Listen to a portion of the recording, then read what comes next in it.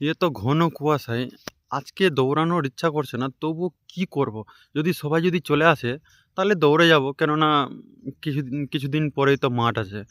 আর এই মাঠ তো কমপ্লিট করতেই হবে। আর অবশ্য আমার মনে হচ্ছে যে যারা এইবার পাস করেছে, মানে পরীক্ষায় পাস করেছে, তাদের মাঠে কমপ্লিট করলেই আশা করি চাকরি, আমার বক্তব্য অনুযায়ী।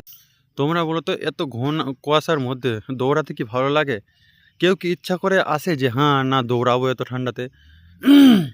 কোনো কাজ না পড়লে মানুষের তো দৌড়ায় না। দেখতে পাচ্ছ না যে আমি সোয়েটার নিয়ে টুপি পরে নিয়েছি, সোয়েটার পরে নিয়েছি।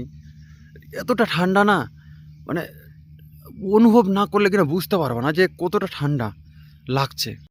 তোমরা যদি একটু আমার কষ্ট যদি বুঝতে পারো, তাহলে একটু লাইক, কমেন্ট, শেয়ার আর একটু সাবস্ক্রাইব করে দিও।